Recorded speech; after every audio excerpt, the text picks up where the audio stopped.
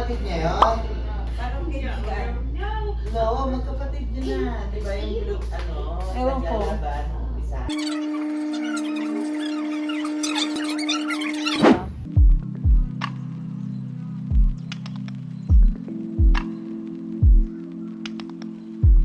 Today is November 5. As of this moment, 1 cm pa lang siya. Kakapai pa lang namin ngayon. Dito kami sa cementerio malapit sa amin. Somewhere dito sa Santa Rosa. And tapos na ako mag-jogging. Nakaka-6 na set na ako. And ayoko na. Hindi ko naramdam yung paa ko. So ayun, it's joke time.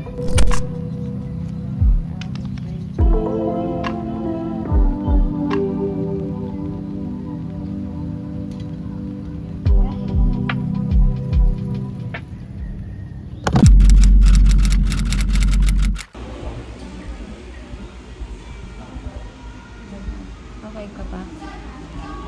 Okay ka pa? Hanap work. Ano pa?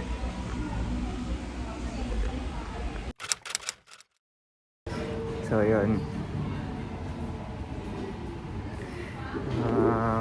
Official na. I-admit na si Porsche. Bumaba na kasi yung water niya. May nalabas na sa kanya. So yeah. PNST na daw siya para makita kung yung contractions ba niya is naliit na yung interval. Yun. Let's go. Here we go.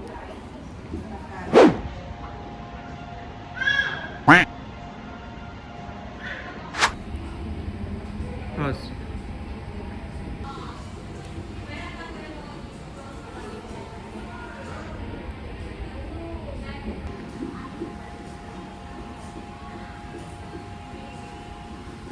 Yun, currently STC Porsche dahil kailangan matutukan yung contractions niya.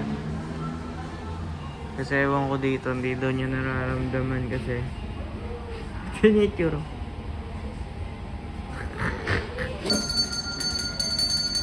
Ayun, ginigising si baby.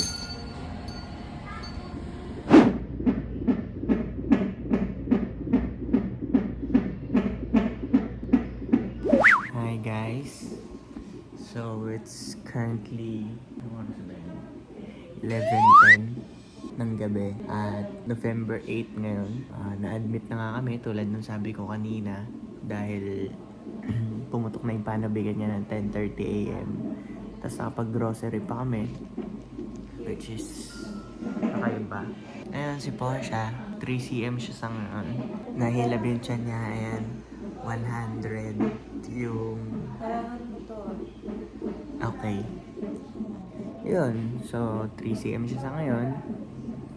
And pinaka-maximum na labor niya is around 2 PM bukas, November 9. Galing lang kasi lunar eclipse. Ang galing lang kasi lunar eclipse. Tawag nga ako madaanan daw dun sa Bugatti. Sa probinsya kasi yung mga madaanan ng lunar eclipse na nakukunan.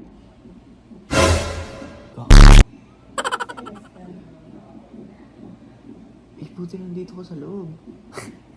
Ayun, wala pa rin siya nararamdaman na sakit. Pero ngayon, ito yung huling contraction niya. Nasasaktan na siya. Good thing naman daw masaktan siya. Natulog ka na. Babalik si Doc ng 1 AM or 2 para i-check si Porsche. Yun lang. Time check.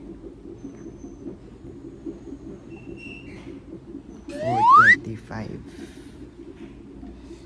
And ayan, nararamdaman na ni Porsche yung sakit. Kaya mo yan, babu. Para i-chase. Peace.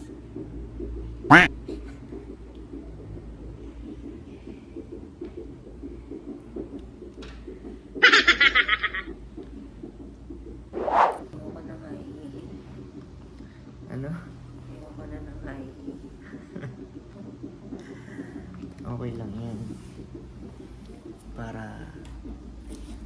na. Kailangan niya ng mga anak. Ngayon, November 9. Dahil kahapon pa pumutok yung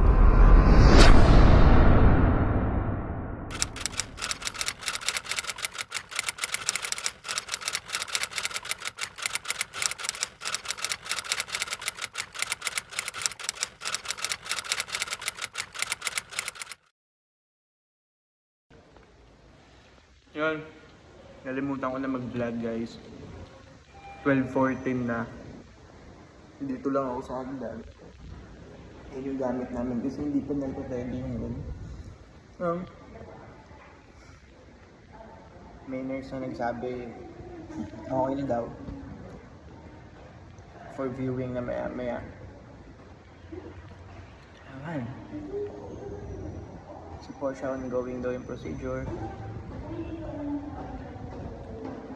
Hindi ko alam.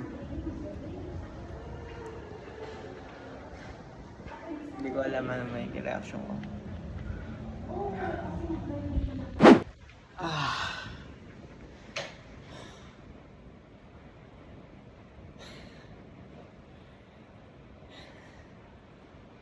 What a day. Ayun, kakatapos ko na maligo. And it's 2:20. At paano ba? Paano ko sisimulan? Saan ako nawala? Kanina, pinakahuling vlog pa namin is nandun pa kami sa Zetis. Nandun pa kami sa Lying In na nagko-contract pa si Porsche. Tinutulungan ko siya. Sobrang dami na nangyari guys. Sobrang dami na nangyari. Ngayon nandito na kami sa Santa Rosa Med. Because we have no choice na kundi mag-CS na lang. Kasi syempre mas pipiliin namin yung safety ni Porsche at saka ni Baby syempre. Ayun, lumabas si Baby 11:41 AM. Healthy naman siya. Nagkaroon siya ng onting shape dito sa bandang taas ng head niya kasi nga pumutok na yung panubigan ni Porsche kahapon pa lang. November 8 ng 10:30 ng umaga. So wala na siyang tubig kanina. Nagpupumilit na siyang lumabas kaya nagkaroon ng shape yung ulo. Kumbaga siguro tumatama na dun sa mga buto-buto ni Porsche and whatsoever. Waiting na lang ako kay Porsche ngayon kasi tulog pa daw siya dun sa OR. And 3 to 4 hours yung time ng pagtulog niya dun. Hindi ko alam ano yung pakiramdam. Basta sobrang tuwa ko na lang talaga. Nung nakita ko si Baby. Sobrang ewan ko na nawala lahat ng iniisip ko. Si Porsche, bayarin. Minake sure ko naman dun sa OB namin na kung healthy ba silang dalawa. Lalo na si Porsche, syempre. Matangos yung ilong niya. And ewan ko, may parang may dimple siya. Nakaka-excite lang. Kahit magbabawi kami ngayon ni Porsche after nito, kahit anong bad news ngayong araw, sobrang napunan ng good news na lumabas na si Baby. Okay, pareho yung mag-ina ko. Yun lang sapat na bagay na yun para maging inspiration tsaka motivation sa akin na to keep going. Ano puta? Nagkanak lang to keep going.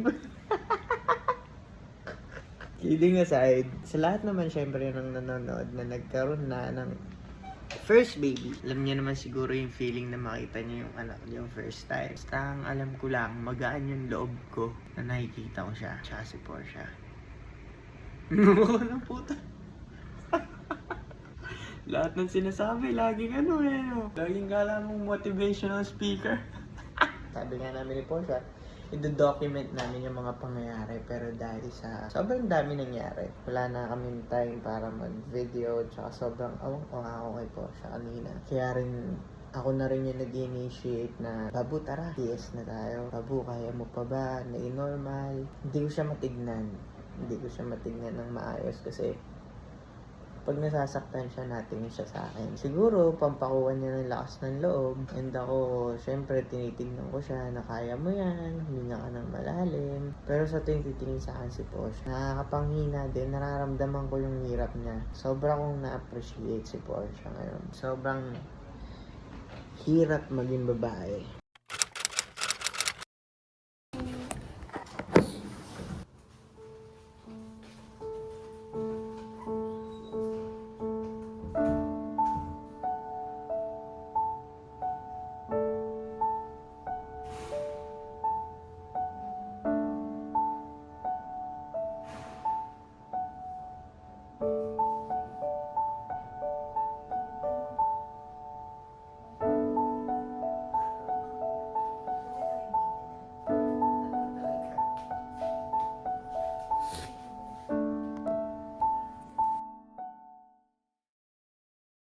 Time check.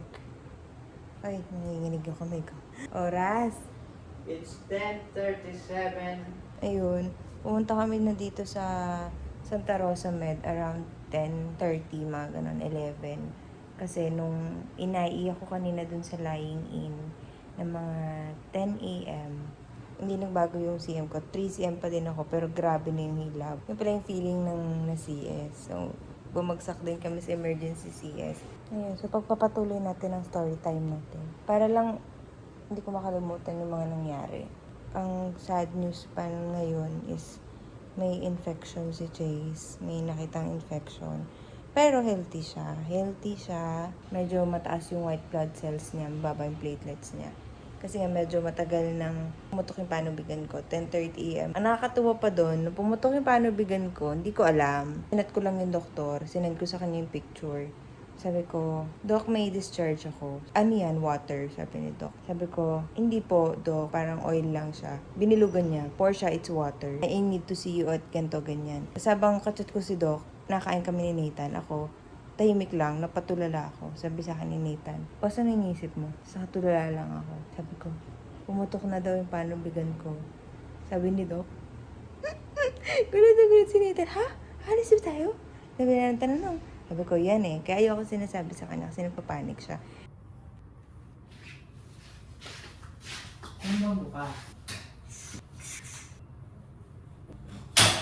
First ihe! Dito mo nga yung dextrose.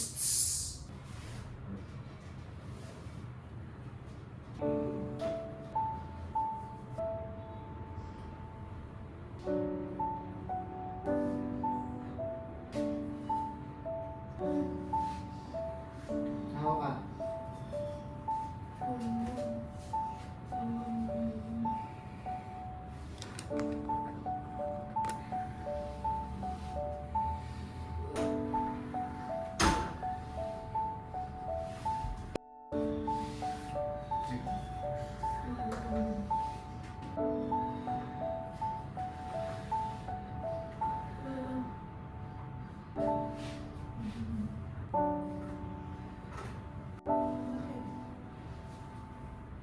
Tayo-tayo na ako. It's actually 12 p.m. Nag-lunch na rin kami. Sinitan inaasikas sa PhilHealth. Then, ayan. Nantay ko siyang matapos talaga. Kasi ibig sabihin pwede na akong maglakad pababa. So, may kita na natin si baby. Kasi hindi siya nadala nga sa room kagabi. So, until ngayon, hindi ko pa siya nakikita. Ang kita ko lang sa kanya is nung first time siya nag-latch, saka yung lumabas siya. Then, ang taas pa nung anesthesia ko, parang kalahati na nung anesthesia nung dinikit sa akin si baby. Kaya, so, ayan na. Tapos na. Ayan na, makikita na natin si Chase. Guys, andito na kami ngayon sa Nico Department. Inaantay na namin si Chase. At nung narinig nilang i-discharge na si baby boy Banta, diba? Nalungkot yung isa. Sabi, ay, ulis na si baby. Sabi, lumabas si isa. Sinabihan si Portia na pwede na daw siya umuwi. Iwan na daw yung baby. Bata pa lang, makarisma na. Ano ba yan? Sasantang ulo mo dyan. Ito ang first ever family meeting. Ay, tayo na! See you soon, Chase. Oh my God. Pinapasok nila si Portia pero ako hindi. Ayan, ibawal din daw yung wheelchair sa loob. Kailangan daw si Mami muna.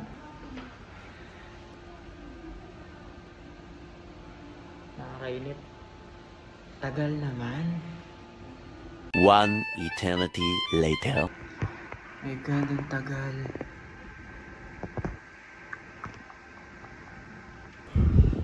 Ano na? Ano na? Sirahin ko na yung pinto. Babaliw na ako.